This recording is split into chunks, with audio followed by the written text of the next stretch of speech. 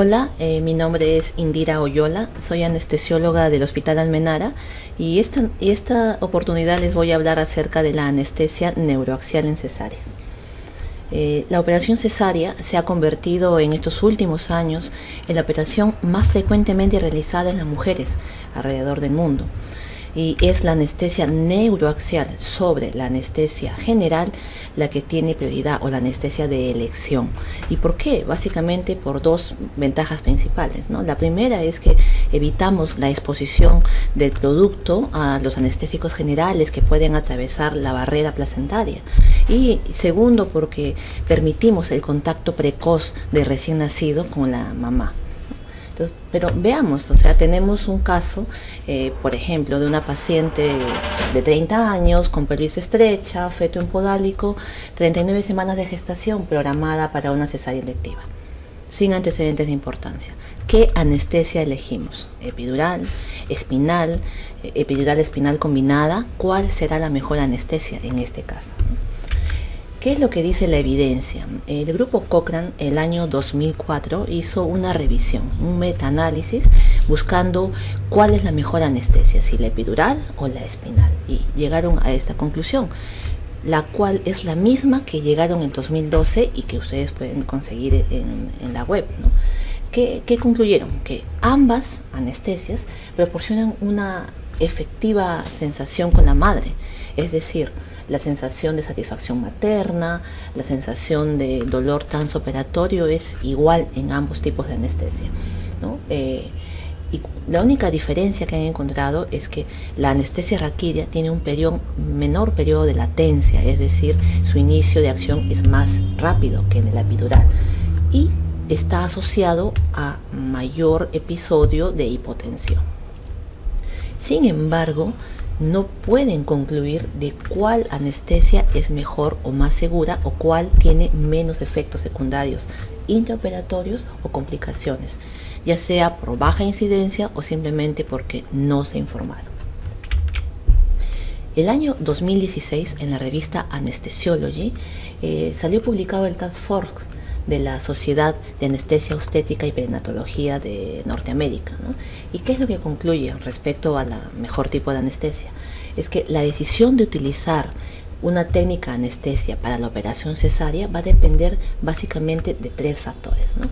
El primero va a ser factores anestésicos, es decir, si tenemos una paciente que tiene una vía aérea difícil, por ejemplo, trataremos de hacer de todas maneras una anestesia neuroaxial. Si es una paciente con antecedentes que toma anticoagulantes o tiene trastornos de coagulación por una enfermedad de fondo o porque está con heparinas de bajo peso, por ejemplo, trataremos de no acceder al neuroeje, ¿no? Si es que el perfil de coagulación está alterado.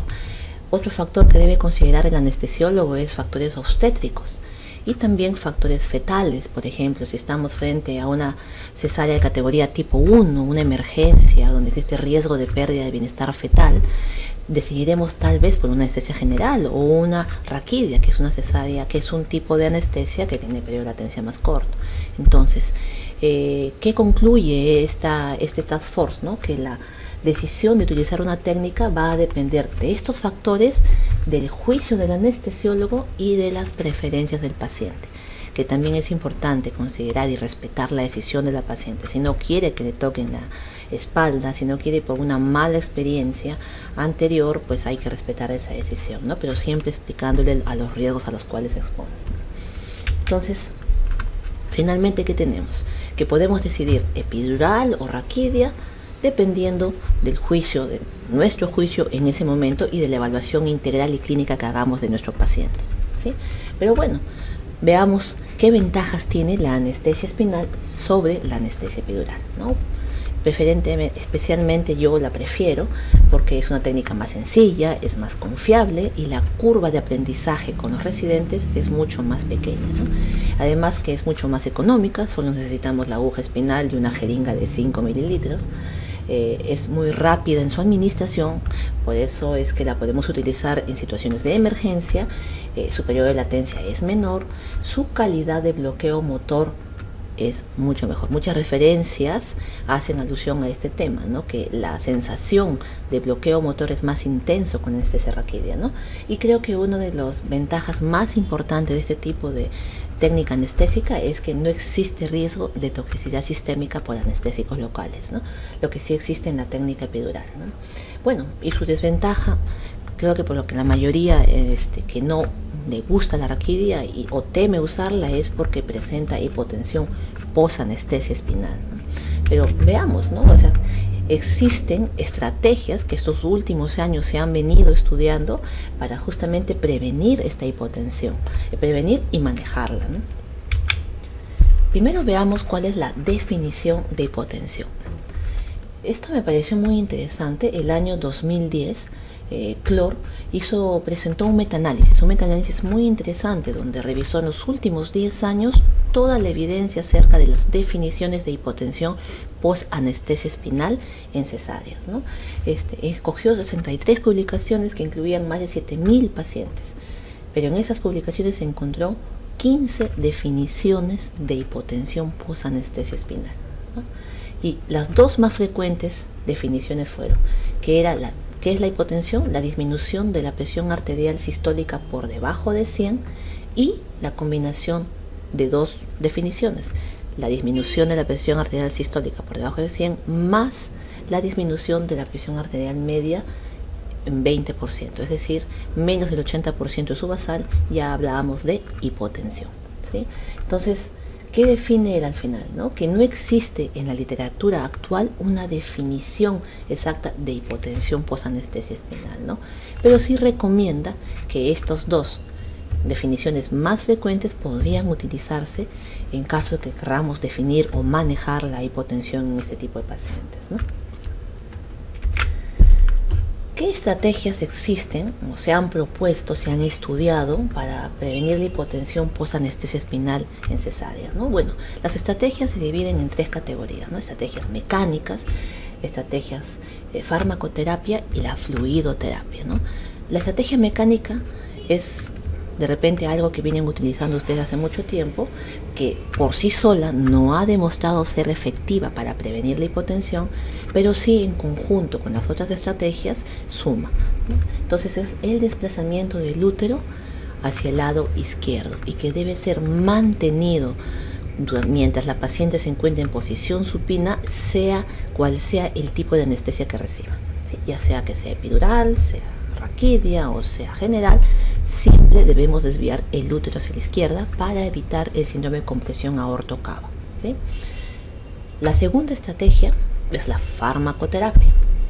Bien, ¿y qué dice la evidencia? La evidencia dice que debemos utilizar un vasopresor, que es la fenilefrina, que es el gol estándar, ¿no? Eso es la efilefrina o la efedrina, en caso hubiera bradicardia materna. La infusión ha demostrado ser más efectiva para prevenir la hipotensión. Es decir, deberíamos de preparar soluciones con vasopresor y administrarlas en infusión continua para prevenir la hipotensión. Y la tercera estrategia es la fluidoterapia. Respecto a la fluidoterapia existen muchos estudios y muchas dudas porque no sabíamos qué tipo de fluido utilizar, si son mejor los cristaloides o son mejor los coloides y en qué momento administrar, si los administramos como precarga o son mejor como cocarga. Entonces el año pasado el doctor Lacase, un chileno, presentó una revisión muy interesante donde concluye acerca de la última evidencia que hay sobre esto, ¿no? Entonces, ¿qué podemos concluir, ¿no? Que tanto cristaloides como coloides son igualmente efectivos para manejarla y controlar la hipotensión posanestesia espinal si se administran como cocarga, ¿sí? Pero el costo y los riesgos asociados al uso de coloides superan su potencial benéfico.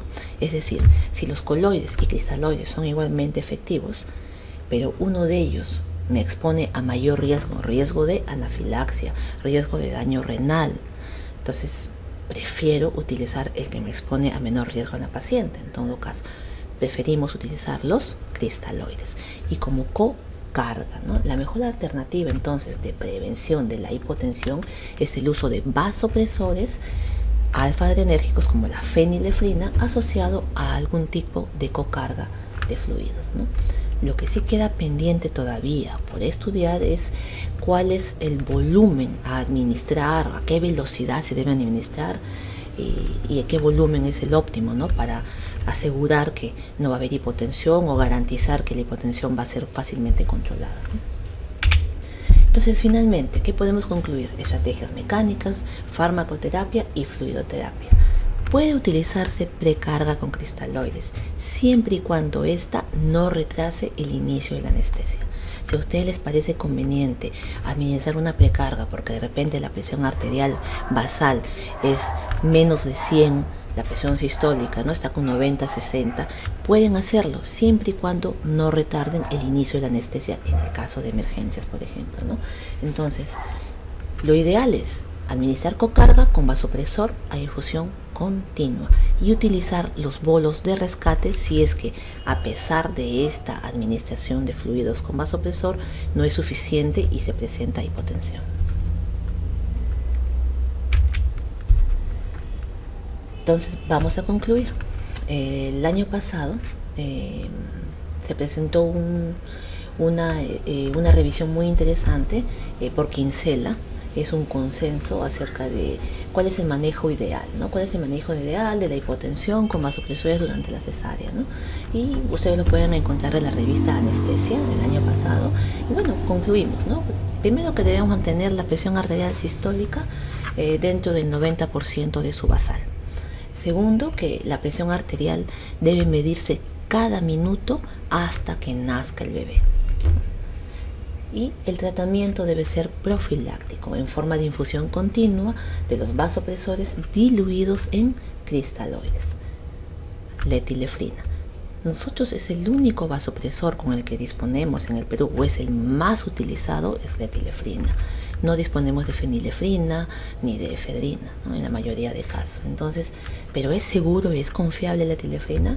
El 2016 se hizo un estudio muy interesante presentado por el grupo de Medellín. En este grupo compararon la eficacia de la etilefrina para controlar la hipotensión en las gestantes y su efecto en el recién nacido, midiéndolo como pH en el cordón umbilical y midiendo como Apgar, ¿no? ¿Qué encontró este grupo? Que la etilefrina es igualmente efectiva y segura para controlar la hipotensión y para mantener un pH adecuado en el recién nacido y un Apgar adecuado en el recién nacido, comparándolo con la fenilefrina. Existen todavía pocos estudios de la etilefrina, pocos estudios, pero esto es uno de los estudios más importantes y creo que puede avalar el uso de la etilefrina como venimos haciéndolo hasta ahora y de por siempre en nuestro país, ¿no? Y en muchos países latinoamericanos. Bien, ¿y por qué debemos utilizar aditivos espinales, ¿no? Esta es una pregunta muy interesante porque, bien, nosotros podemos mejorar la calidad de nuestro bloqueo, podemos mejorar la duración del bloqueo y prolongamos la anestesia postoperatoria, ¿no? Es decir, podemos reducir la cantidad de anestésico local y por lo tanto reducir su capacidad de producir efectos adversos, ¿no? Entonces, ¿por qué? Porque esto está directamente relacionado a la dosis que utilizamos. Entonces, un adyuvante nos va a permitir mejorar nuestra calidad de bloqueo y disminuir los efectos adversos, además de brindar analgesia postoperatoria prolongada. Tanto podemos reducirlo, sí, pues la dosis efectiva de la bupivacaína hiperbárica sin adyuvante es de 11 a 12 miligramos y de la isobárica 13 miligramos. Sin embargo, cuando nosotros administramos adyuvante podemos reducir la dosis anestésico local sin alterar su calidad, ¿no? Al contrario, mejoramos la calidad, mejoramos la duración y prolongamos la analgesia postoperatoria. ¿Y cuál es mejor? Se preguntará. ¿La bupivacaína hiperbárica o la isobárica, ¿no? Nosotros el año pasado en la revista Anestesia salió publicado una revisión muy interesante justamente respondiendo a esta pregunta y la conclusión es que ambos anestésicos locales son igualmente efectivos. Sin embargo, la distribución de la bupivacaína isobárica es más errática, es decir, no podemos garantizar el nivel de bloqueo alcanzado que nosotros deseamos para esta paciente con la isobárica. Por eso es que su dosis efectiva o su ED50 es mayor que de la bupivacaína hiperbárica, ¿no? En cambio, en la bupivacaína hiperbárica nos podemos valer de la gravedad, de las curvaturas de la columna para poder alcanzar el nivel que deseamos, no así con la bupivacaína hiperbárica, pero ambas son igualmente efectivas. Hace como un mes hubo una escasez de bupivacaína hiperbárica en Estados Unidos y Canadá, ¿no? Y la Sociedad de Anestesia Obstétrica y Perinatal publicó la alerta, ¿no? Y sugirió justamente que en vista de que no había bupivacaína hiperbárica, puedan utilizar la bupivacaína isobárica, ¿no? A dosis entre 12 a 13 miligramos si lo usaban con fentanilo, o dosis mayores si es que lo usaban sin fentanilo. Entonces, podemos utilizarla con garantía y seguridad, sí, mientras estemos seguros que ese bupivacaína no tenga preservantes. Entonces, ¿cuáles son los aditivos espinales en anestesia obstétrica más utilizados? Bueno, tenemos los opioides y los no opioides. Los opioides tenemos la morfina, fentanilos o fentanilo. Y dentro de los opioides más utilizados tenemos la clonidina, la dexmedetomidina, el midazolam, sulfato de magnesio, ketamina, neostigmina, ¿no? ¿Y cuál es el mecanismo de acción de los opioides, ¿no? Bueno, reducen la transmisión nociceptiva, y los que son liposolubles tienen un potente efecto analgésico, un rápido inicio de acción, pero duran poco y prolongan el bloqueo sensorial del anestésico local. Los que son de baja liposolubilidad, o también conocidos como hidrosolubles, tienen más bien un lento inicio de acción, aproximadamente a los 40 minutos. Su efecto analgésico es prolongado y tienen una migración céfalo-caudal. Y el principal representante de este tipo es la morfina, ¿no? Entonces, ¿qué efectos colaterales tienen? Bueno, conocidos por todos, ¿no? Náuseas, vómitos, prurito, depresión respiratoria y retención urinaria. Tenemos el fentanilo. El fentanilo es un opioide muy utilizado, que si bien su indicación es off-label todavía en Estados Unidos, sin embargo se sigue todavía utilizando, y como ustedes vieron en esta alerta que dio la Sociedad de Anestesia Obstétrica y Perinatología, pues recomienda el uso de fentanilo junto con la bupivacaína isobárica, ¿no? Entonces, si bien no está aprobado todavía por la FDA, tiene evidencia de peso que sustenta su uso, ¿no? Así que no tenemos ningún problema en utilizar el fentanilo, y siempre debemos verificar que esté libre de preservantes, ¿no? Entonces, bueno, el fentanilo se usa en dosis de 15 a 25 microgramos, es liposoluble y reduce la dosis efectiva de la bupivacaína al 0,5%, hiperbárica de 12 a 8. Basta con adicionar 10 microgramos de fentanilo, ¿no? Entonces, ¿cómo podemos utilizar? Pues utilizamos 8 miligramos de bupivacaína hiperbárica y le podemos administrar de 15 a 20 microgramos de fentanilo. La morfina. Bueno, la morfina es un opioide que sí está aprobado su uso ampliamente por la FDA y viene siendo utilizado hace muchos años. Es el gold estándar para el manejo del dolor postoperatorio en cesáreas. Se utiliza en dosis entre 50 y 100 microgramos, y lo que se ha observado es que los efectos adversos más comunes se presentan generalmente con dosis mayores de 200 microgramos, ¿no? No debemos de tener miedo, ¿no? Miedo a los efectos adversos, como por ejemplo la depresión respiratoria, ¿no? La depresión respiratoria es algo a lo que la mayoría de colegas le tienen un poco de temor. Sin embargo, hablar de depresión respiratoria debe cumplir varios requisitos, ¿no? El primero de ellos es pues de que su frecuencia respiratoria sea menos de 10, que su saturación sea menos de 90, que tenga una retención de CO2 que esté más de 50, y además el paciente esté somnoliento, esté sedado, tenga cianosis, ¿no? Entonces, eso es depresión respiratoria. Y en las gestantes tenemos un factor protector muy importante, que es la progesterona. La progesterona estimula la frecuencia respiratoria, estimula el centro respiratorio y estimula, y es que justamente produce aumento de la frecuencia respiratoria en las gestantes y en las puérperas todavía inmediatas. Entonces, el riesgo de presión respiratoria en las gestantes casi no existe, ¿no? Entonces, es más frecuente la depresión respiratoria con los pacientes que más bien están desnutridos, pacientes obesos mórbidos, con los pacientes que tienen enfermedades pulmonares graves o pacientes ancianos, ¿no? En ellos hay que tener mucho cuidado para utilizar la morfina. La depresión respiratoria puede aparecer con los lipofílicos más o menos entre 15 a 20 minutos, o sea, el fentanilo, ¿no? Pero con los no lipofílicos, o sea, con la morfina, esto puede aparecer hasta 12 horas después de su administración, ¿no? Está directamente relacionado con la dosis. Los casos de depresión respiratoria han sido en este tipo de pacientes y además dosis dependiente, ¿no? Más de 300 microgramos de dosis inatecal o más de 6 miligramos cuando se administra por vía epidural es donde se han reportado los casos de depresión respiratoria, ¿no? El tratamiento es la naloxona. Las náuseas, los vómitos, el prurito, también es un efecto colateral muy común, ¿no? Pero todo está relacionado directamente con la dosis, ¿no? Para eso podemos utilizar un tratamiento profiláctico, entonces podemos utilizar la dexametasona junto con la premedicación que le damos a la gestante, con su ranitidina, su metoclopramida, su dexametasona antes de colocarle la anestesia, y luego de clampado el cordón administrar el ondansetron 4 a 8 miligramos.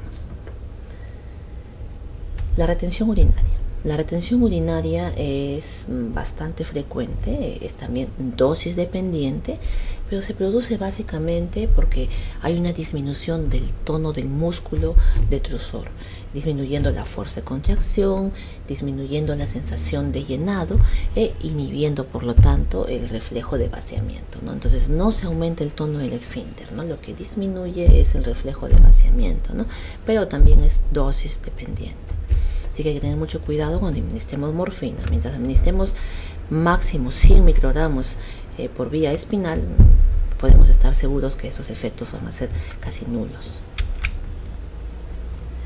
Bueno, ¿y qué aditivos espinales no opioides tenemos en obstetricia, ¿no? En estudio todavía están el sulfato de magnesio, la ketamina, la neostigmina, la dexmedetomidina y el midazolam.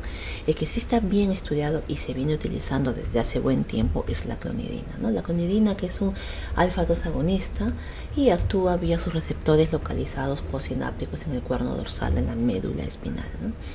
Va a mejorar la calidad del bloqueo anestésico, por lo tanto va a disminuir también la dosis efectiva y va a prolongar la anestesia y extiende la analgesia postoperatoria, ¿no? Entonces la clonidina es una buena alternativa cuando no queremos utilizar un opioide, ¿no? Entonces es un adyuvante analgésico muy útil como alternativa al uso de opioides para analgesia postcesárea. ¿Qué complicaciones, o sea, eventos adversos relacionados a la anestesia neuroaxial podemos ver en las cesáreas, ¿no? Creo que el más frecuente y el que la mayoría hemos visto en nuestra práctica es la cefalea postpunción dural, ¿no? Esta cefalea postpunción dural pues va a depender directamente del tamaño del agujero que hagamos en la dura, ¿no? Si nosotros hacemos una punción advertida o inadvertida con una aguja epidural, pues una aguja número 18, número 17, pues tengamos la seguridad que así un 80% esa paciente va a tener cefalea y seguramente su tratamiento no va a ser conservador, sino va a necesitar de un parche hemático, ¿no? Sin embargo, si nosotros hacemos un agujero en la dura con una aguja raquidia número 27 y encima utilizamos punta de lápiz y tenemos la precaución de, al retirar la aguja, colocar la guía o el estilete para no haber jalado ninguna fibra de aracnoides al momento de aspirar, entonces tengan la seguridad de que no va a tener cefalea su paciente, ¿no? Entonces todo va a depender de la técnica. Tengamos mucho cuidado cuando coloquemos una aguja epidural en utilizar la técnica adecuada para hallar el espacio.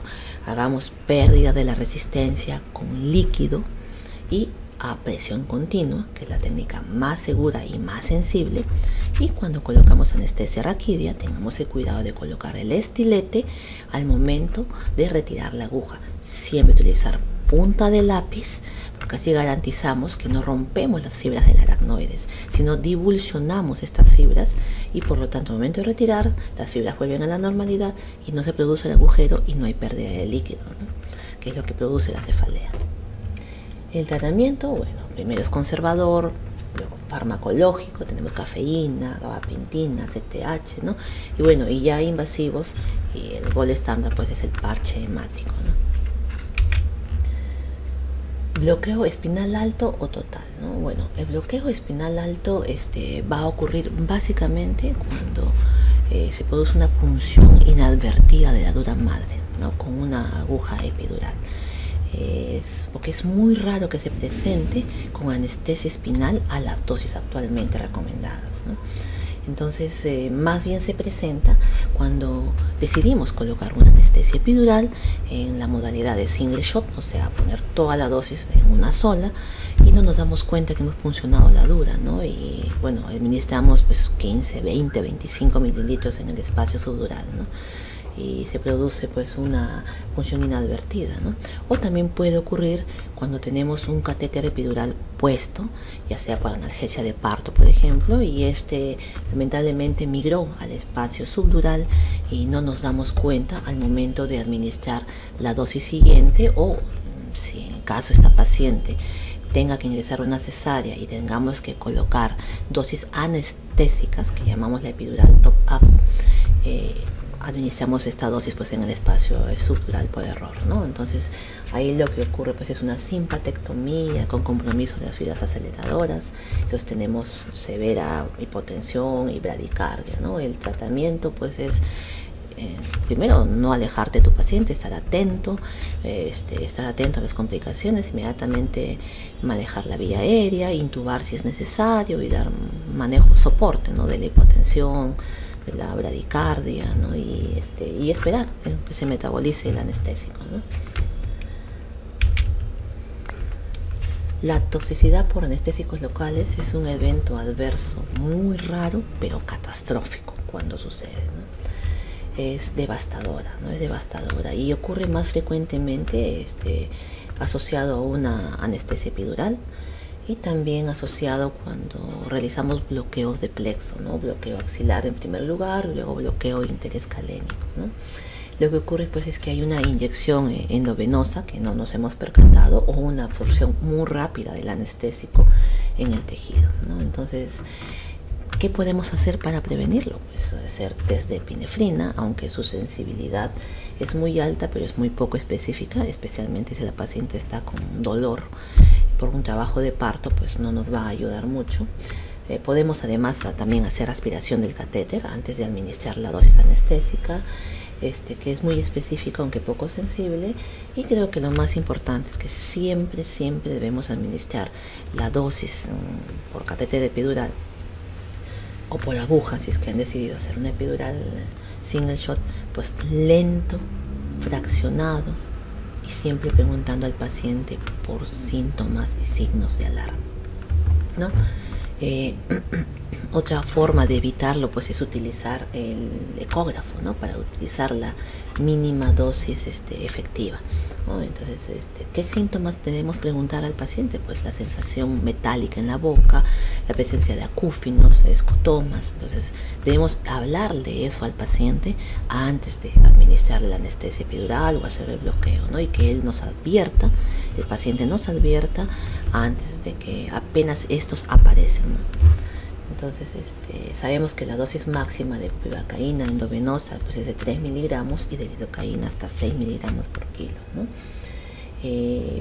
Generalmente hay una secuencia. Primero hay afectación del sistema nervioso, el paciente pierde la conciencia, presenta convulsiones, y luego se presenta la afectación del sistema cardíaco, ¿no? Con arritmias ventriculares y paro cardíaco. Eso con la lidocaína. Sin embargo, con la bupivacaína podemos tener un paciente que rápidamente, bruscamente, nos hace una descompensación y un shock, ¿no? Y el paciente puede hacer paro. Aquí les he traído, esta es una línea de tiempo de una reanimación exitosa de un paciente a quien se le hizo un bloqueo y presentó una toxicidad por anestésicos locales, y que se manejó con una emulsión lipídica, ¿no? Este paciente, por ejemplo, a los 5 minutos de que se le administró el bloqueo supraclavicular, se colapsó, ¿no? Presentó paro cardiorrespiratorio con torcida de puntas. A los 15 minutos ellos identifican que ha sido por una toxicidad por anestésicos locales, administran la emulsión lipídica y recién a los 26 minutos el paciente recupera pulso y recupera un ritmo, ¿no? Y el paciente sale, gracias a Dios, se recupera, ¿no? Se recupera de este paro. Tenemos tener a la mano, sí, debemos tener a la mano la emulsión lipídica. Las guías de reanimación son muy parecidas en el caso de que tengamos una toxicidad por anestésicos locales. Debemos utilizar, la única diferencia es que tenemos la emulsión lipídica dentro de nuestro manejo farmacológico. Tenemos que usar dosis bajas de epinefrina. En este caso no utilizamos 1 miligramo como es en las guías de reanimación avanzada, sino utilizamos máximo dosis 100 microgramos. Y hay que tener mucho cuidado con la acidosis, con la hipoxemia, con la hipercapnia, porque esto empeora mucho el pronóstico. Entonces vamos a usar un poco más libremente el bicarbonato y vamos a tener cuidado de no utilizar vasopresina ni lidocaína, ¿no? En este caso. No olvidemos que es importante que estemos muy atentos cuando administremos la dosis, ya sea por vía epidural o analgesia de parto, siempre hacerlo en forma diluida, siempre hacerlo en forma lenta y pausada. Bueno, otro evento adverso también que tiene una morbilidad muy importante es el hematoma epidural, ¿no? Es una rara complicación, pero presenta una severa morbilidad materna, ¿no? Existen factores de riesgo que nos pueden alertar acerca de que nuestra paciente pueda presentar un hematoma epidural, ¿no? ¿Qué factores de riesgo hay? Los desórdenes de coagulación, ¿no? Y la trombocitopenia especialmente asociada a gel. Aparte de eso, podemos tener una paciente que esté tomando drogas para alterar su coagulación. Por ejemplo, puede estar con aspirina o puede estar con heparinas de bajo peso, porque es una paciente que tiene factores de riesgo para tromboembolismo venoso. Entonces nosotros debemos de tener en cuenta esos criterios, no solamente el valor absoluto de las plaquetas, sino también los antecedentes, la farmacología, qué fármacos está tomando, y además revisar todo el perfil de coagulación, no solamente el número absoluto de plaquetas. Entonces, no existen actualmente estudios que examinen el límite de seguridad respecto al conteo de plaquetas, ¿no? Y la anestesia neuroaxial. No existe, ¿no? Existe solo una revisión de casos y controles en donde se sugiere que a partir de 80.000 plaquetas la calidad de estas se altera drásticamente. Entonces te pone como límite 80.000 plaquetas para administrar anestesia epidural, anestesia raquídea o retirar un catéter epidural que ya está in situ puesto, ¿no? Entonces, personalmente, espero que la paciente tenga 100.000 plaquetas, ¿no? Prefiero confiarme en que 100.000 es un número más seguro para poder yo acceder al neuroeje sin correr el riesgo que mi paciente presente un hematoma epidural, ¿no? Entonces, no olviden que no solamente tenemos que ver el número absoluto, sino es muy importante los antecedentes, muy importante ver el perfil de coagulación y también la estabilidad en cuanto al número de las plaquetas. Si hoy día en la mañana mi paciente tenía 200.000 y ahora a las 6 de la tarde que le voy a poner anestesia sus plaquetas están en 100.000, pues yo trataría de evitar ese neuroeje, porque de repente para cuando yo le ponga la anestesia no va a estar en 100.000 sino menos de 80.000, ¿no? Entonces es importante hacer un análisis completo de la situación para poder decidir si accedemos o no a ese neuroeje. El absceso epidural y la meningitis es una complicación también muy rara, pero muy grave.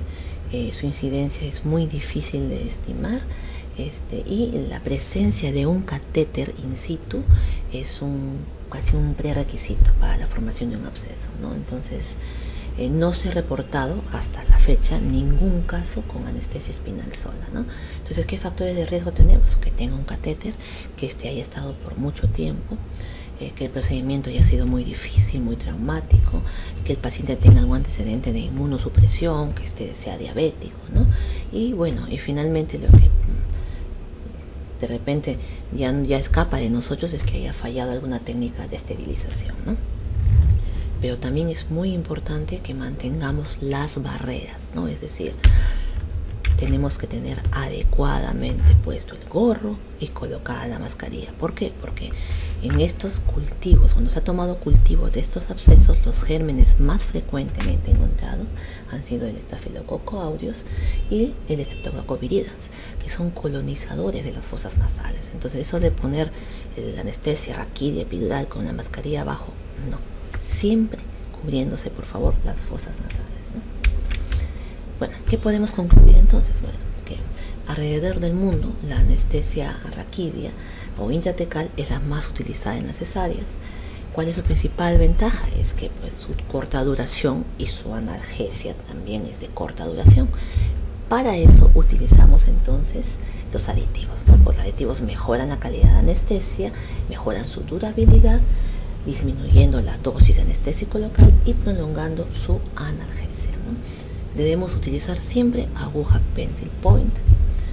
Si queremos utilizar anestesia epidural espinal combinada, es una muy buena opción si sospechamos que la cirugía se va a prolongar más de lo normal.